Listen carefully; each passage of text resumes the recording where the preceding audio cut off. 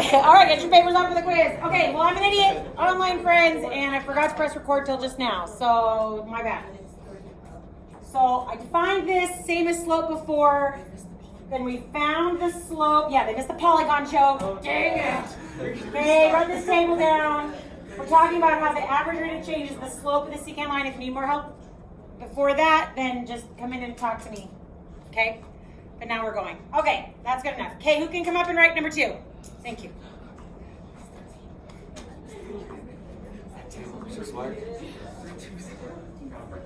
Come on, go grab a chair and go to that table.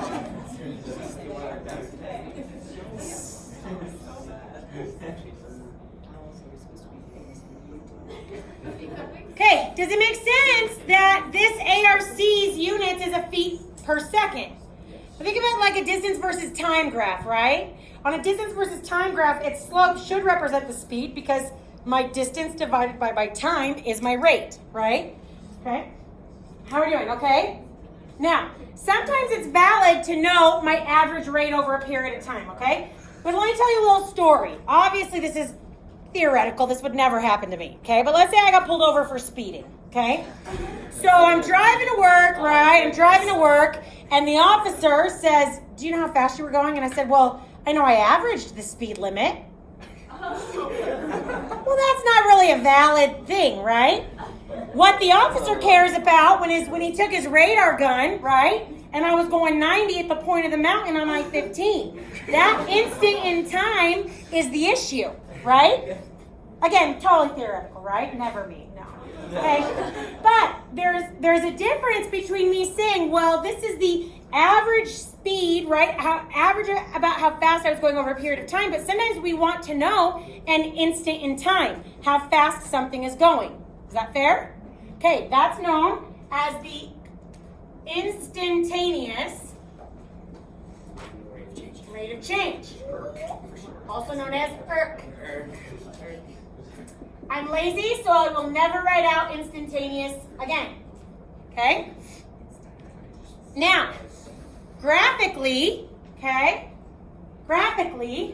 IRC, if I want to know the speed, at an instant in time, then the idea is that I am actually finding the slope of a tangent line at a certain point. Tangent, a line that touches a curve at one point. There we go. Okay? Now, there's a problem though. Can anyone raise their hand and tell me what they think the problem with me trying to find the slope of a tangent line might be? Here. Exactly. How do I find the slope of one point? Right? My slope formula, y2 minus y1 over x2 minus x1, I need 2 points, right? So how do I find the slope of a tangent line? Limits.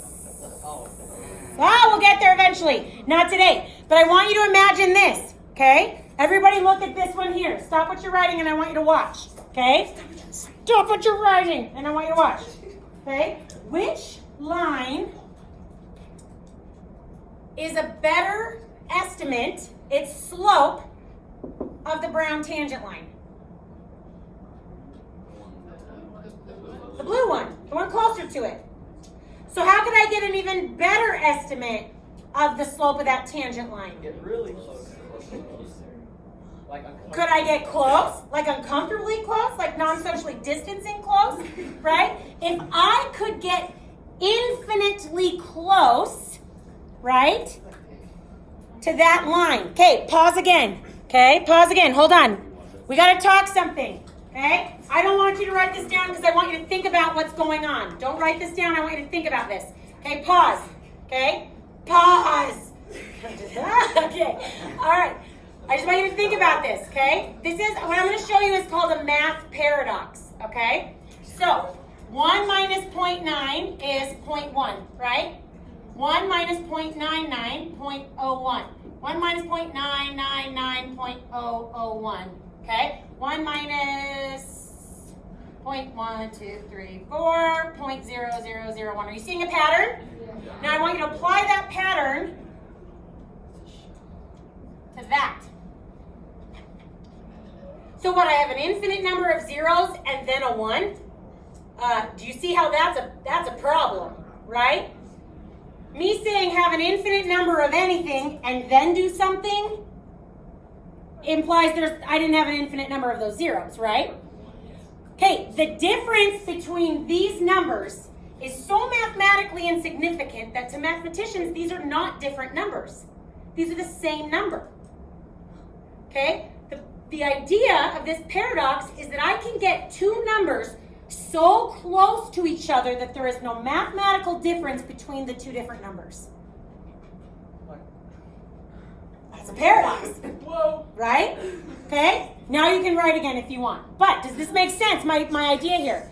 So the idea back over here, where that paradox is going to apply, is that if I can take it so that my two endpoints of my secant line, the limit as those two endpoints get infinitely close to my point of tangent C, then the slope between those two endpoints of that secant line infinitely close will be the same mathematically to the slope of my tangent line. Now, we're not going to be ready for that for a couple class periods. Here's the idea. I know, right? Here's the idea. Hold on. Here's the idea. We're not going to be ready for that for a couple class periods, but here's the idea of what I need you to understand today. If I want to get the best possible estimate for the slope of a tangent line, then I want the smallest secant line possible close to that tangent line to get me the best possible estimate. I'm going to say that again. Here's the big idea I need you to understand today. I don't even need you to think the word limits to understand the lesson today. The idea is that if I want to be able to get the best possible estimate of the slope of a tangent line, then I need to use the smallest secant line I can and find its slope, and it'll be the best estimate of the slope of the tangent line. Okay, please. Aren't there like infinitely close secant lines to it though? Correct. If I have a function where I have its graph or its equation, for sure. But what about here? I don't have any information besides this, right? So, I want you to think about this. I'm not going to answer when I said, what about here? And then I bang the thing. I'm not going to answer that question. You guys are going to answer it with each other, okay? I want you guys to work together to think about her question, to think about this discussion we're having, and I want you to find this.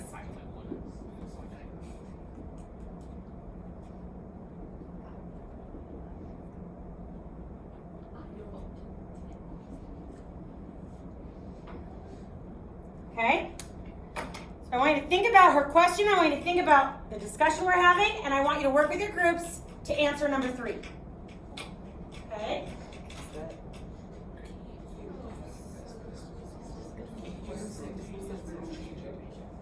I got it. What's the line?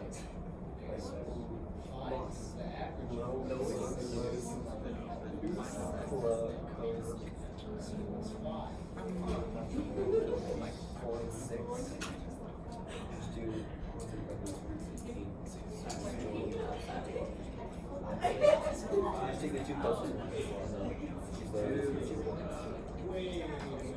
I know, but all we have is stuff on the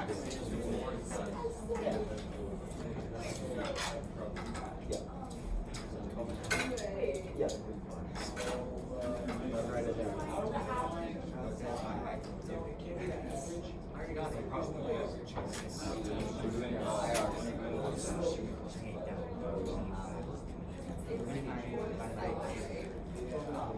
Twenty more seconds.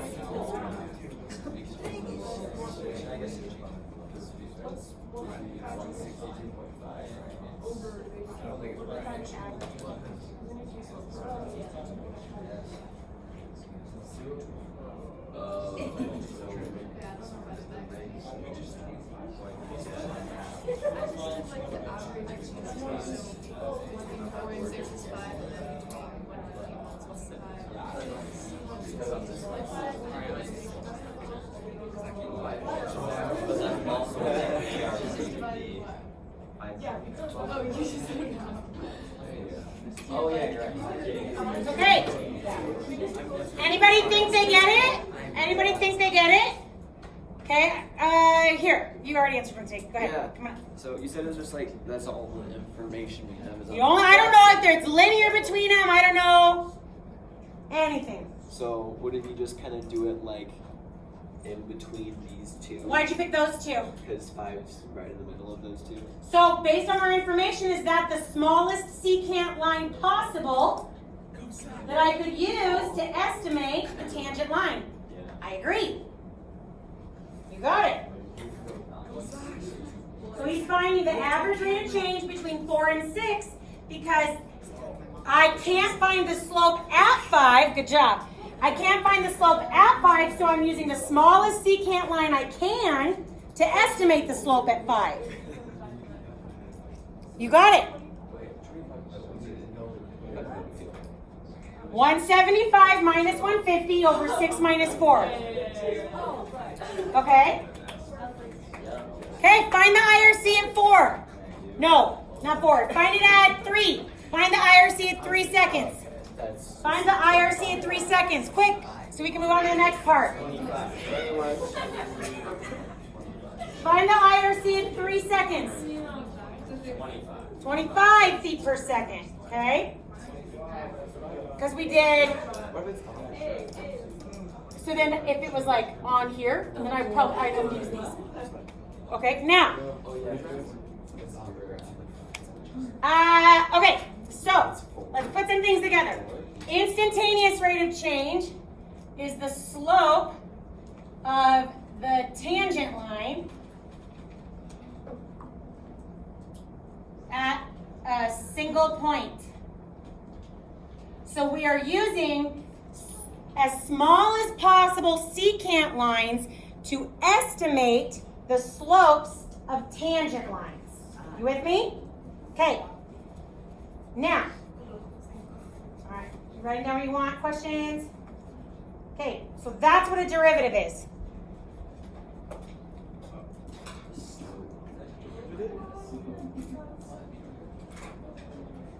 IRC and derivative interchangeable. The derivative is my instantaneous rate of change. The derivative is my slope of a tangent line at a point. So the derivative at a point is the slope of the tangent line at that point. Okay?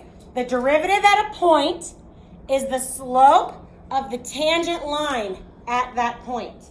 Let's say it a couple more times so you know I might want you to write it down, right? Because usually when I do things, I go off on weird tangents to give you time to write, but this time I'm going to say it over and over again, right?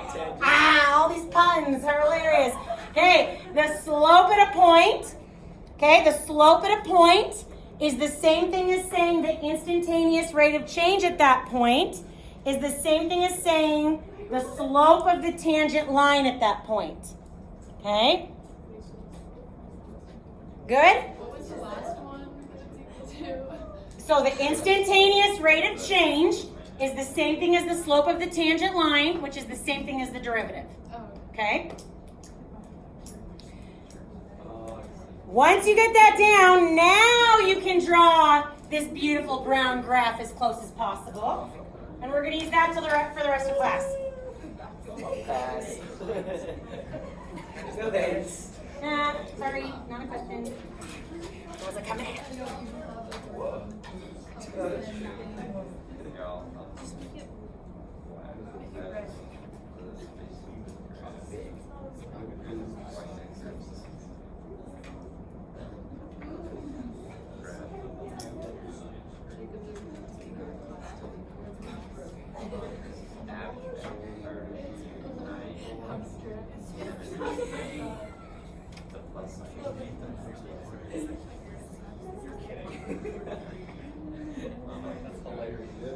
Okay.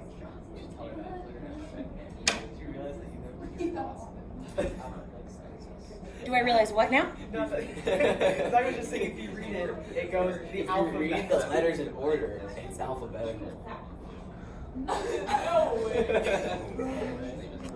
Yeah, that's true. Good observation. Thank you. Yeah. Crazy, right? Almost.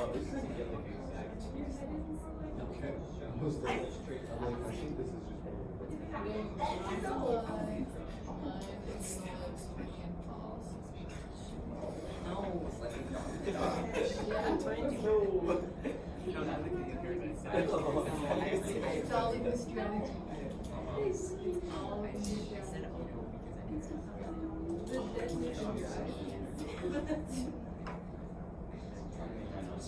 Yeah.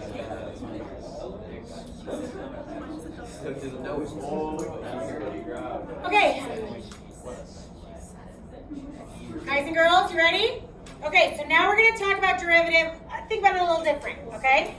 Instead of having actual data, okay, guys back there, you watch it. Okay, so instead of having actual data to be able to estimate these derivatives with actual numbers, we're just going to talk about what they might look like, okay? So I'm not actually, if I'm asking you to estimate the derivative here at G, we're not doing ARCs between like F and H right now, okay? Right now I want you to imagine the derivatives, so the slopes of the tangent lines at each of these individual points, okay? Does that make sense?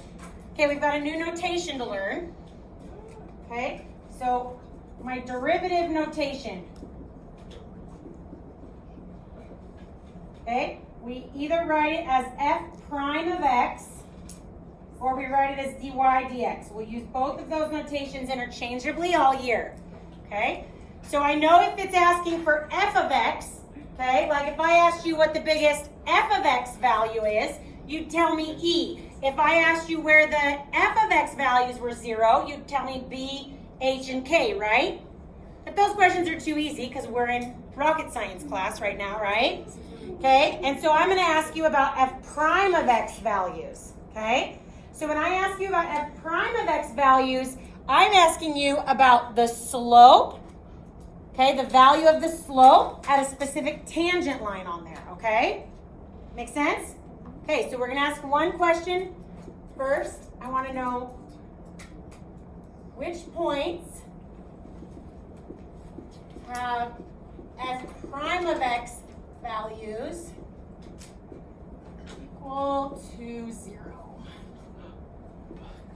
Okay? So what I want you to do, I'm going to write it. Okay, you guys, I'm just rewriting this part for the online thing. Okay.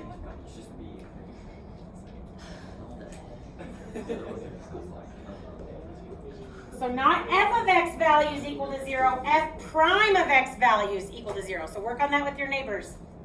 Okay? Okay, so imagine what the tangent lines at each of those specific points would look like. Might help to draw them in. Okay?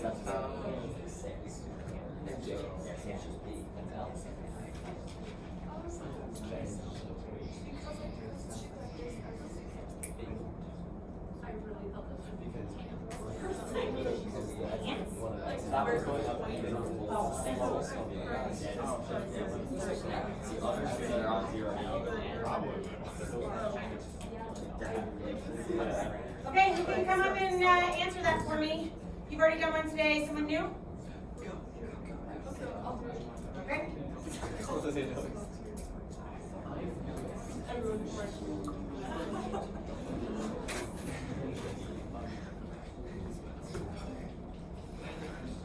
Oops, wrong color. I'm just kidding. Doesn't matter. Yeah. Okay? Is that the only one? Okay? Okay, go ahead. Keep going. That's okay. Go sit down. I can see the line. Okay. Anyone think? Okay, what do you think? Come on up.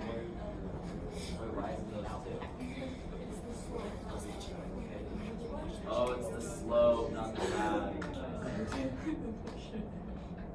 Okay. Oh, she thinks there's 3 more. Yeah, Yeah. I agree. I agree with that now.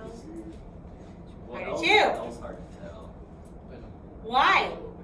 Why? Oh, Why? wait, is Go ahead. Do you know Spencer? That's Spencer good. He's an Spencer! engineer. I think I know. Quiet, listen. So like if you see like E, that's where the slope kind of peaks, and so that's where it's. Hold on. That's where the slope peaks. The line peaks. Okay, the function peaks. The function. Because what's happening to look, imagine my hand as tangent lines. What's happening to my tangent lines as I get closer to that function peak? It's getting less and less. So actually my derivative, my tangent line slope, is getting smaller, right? But the function is peaking. Keep going, good. Chase, can you put your phone away? Once it hits E, it's going to be flat on the function, or the derivative line is going to be flat on the graph. And Okay. It's just, it'll have a slope of 0.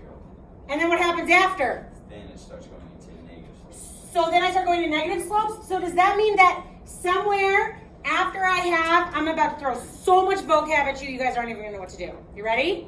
Somewhere when I have my positive slope on this increasing portion of the graph, I reach a turning point, then go to a decreasing portion of the graph.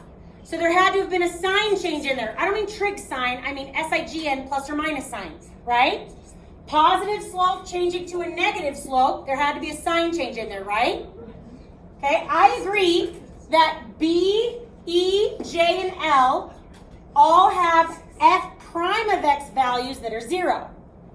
Look for a pattern. Which types of points are these? Do these points have anything in common? I want a new hand. Yeah. It's all a turning point in the graph. They're all turning points on the graph. My maximums and my minimums, right? You with me? Okay. Ready for the vocab overload to continue and get amped up? You ready? Okay. So, here's what we have. This point B here is known as a relative or local minimum. Okay? Because it's a point relative to a certain portion of the graph that is acting like a minimum. It has an actual turning point. Okay? This is known as the absolute or global minimum, because if I were to literally list out the range of that function, do you see that J would be the lowest point in the range? Does that make sense? Okay? This is also a relative or local minimum as well. It just also has the thing that it's also the absolute or global minimum. Does that make sense? L is where the relative or local maximum occurs. You with me? E is also a relative or local maximum, but it's also the absolute or global maximum. Make sense? So one way to talk about all 4 of these points together is to call them relative extrema. Extrema, extremes, maxes, mins. So where do the zeros of the derivative occur? On the relative extrema of the function. Again, where do the relative, no, pause, okay, bring it back. Where do the zeros of the derivative occur? At the relative extrema of the function. Yes? E and J? Huh? Is it E and J? E, yeah, and B and L, because even, so the relative extrema, not absolute Oh, I thought you were extrema, talking about the global. relative. So local and relative go together, global and absolute go together. So that's why there's 4 zeros of the derivative, because it should make sense that that's where the derivative is 0, because on all those things they have a turning point, meaning my graph changed from increasing to decreasing, or my derivative changed from being positive to being negative, so that we had to cross the 0 somewhere in there, right? Okay? Now, let of y, clarifying that it's the relative extrema that matter, okay? Let's say n actually went like this, okay? Is j still the absolute minimum? No, now it's n. But if I just say the extrema of the graph, of the original graph, are my f prime of x equals 0 values, that's a problem on this because you can clearly see this is not a turning point on the graph, right? That point has a negative slope. Does that make sense? So it's the relative extrema, the points that clearly act like a regular turning point, like I'm used to, not the absolute. Sometimes it might also be an absolute, but sometimes it may not. So the idea of a relative extrema is a totally different concept than an absolute extrema, right? So in this case, the E is both the relative and the absolute maximum. Okay? Question, please. So if you were going to answer that, instead of listing them all out, could you put relative extrema? Sure. But, well, but if it's asking which specific points, Yeah. exactly, you want to make sure you can still answer the question, because if I don't, you want to make sure it's clear I know which points are, like if I wrote relative extrema, and then I was like, well, how do I know if you know which one of the points are the relative extrema? Does that make sense? Okay? Okay, you ready for the next one? I think you're ready.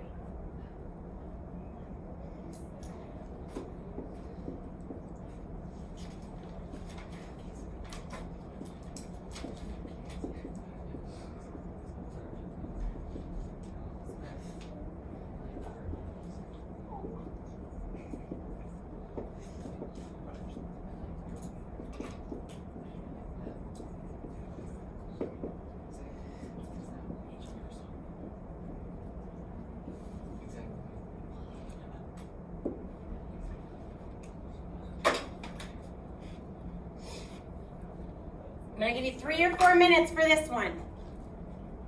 Okay, with your neighbors. The ones that are 0 will obviously be in the middle somewhere, and I don't care what order those 4 are in, okay?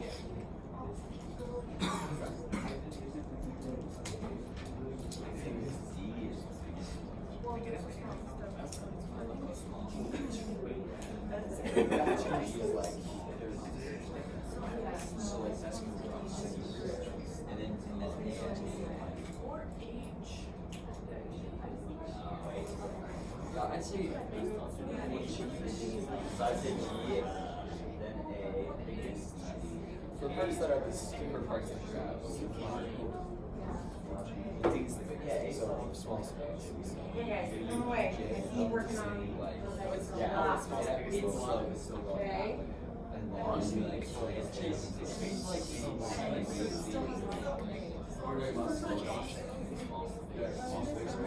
Yeah. Are we still putting N? I think G is part of small.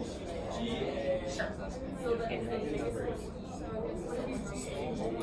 Where did I have N originally on your guys' thing? Probably more like here? Yeah. Okay. do negative numbers kind of smaller than 0? Ah, on a number line? What do you think? Yes or no? Yeah, it sounds Negative numbers are smaller than 0.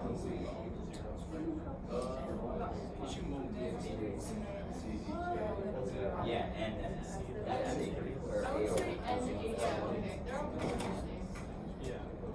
We're just estimating, remember, so it doesn't have to be perfect.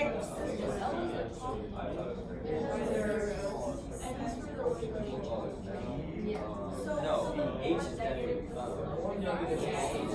That's negative. So G it's I or N. If you guys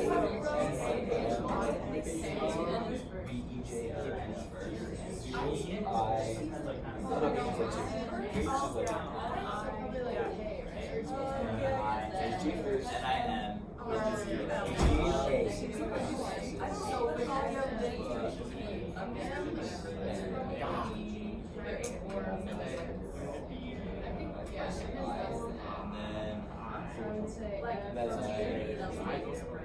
Oh, you're right. Oh, wait, we never did that. So yeah.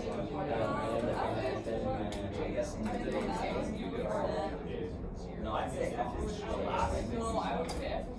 Now,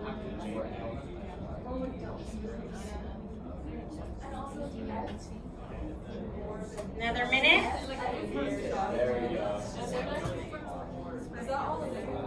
And then K, KB say that C is Always sees the light, so Oh, yeah. and then it starts making visual. Oh wait, no.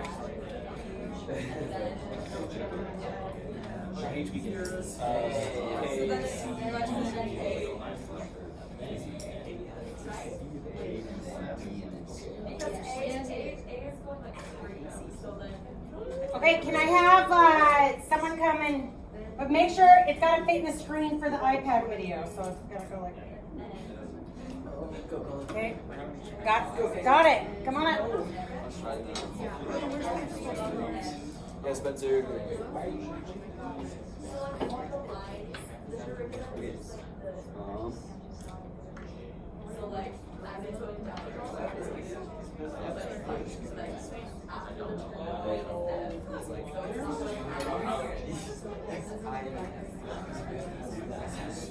Not flexible.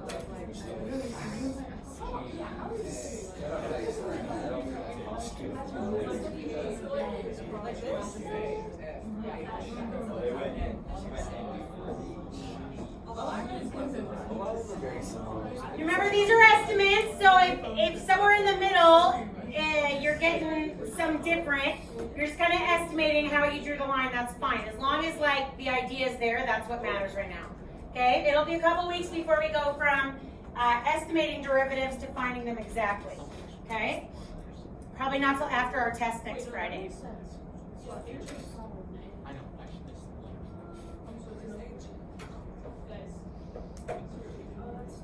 yeah. Okay, good. That's not really easy to read, but you know. No, I that's get the point. very easy to read actually. The handwriting's great.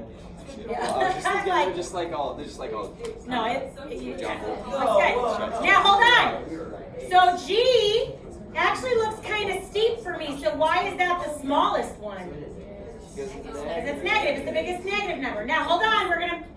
Hold on. We got a lot more vocab to talk about. Okay, and connections to make here. Okay. Hold on. This G and then the C here. Okay. Have something special about them, okay? There's a word you may or may not have used before, concavity, concave up, concave down.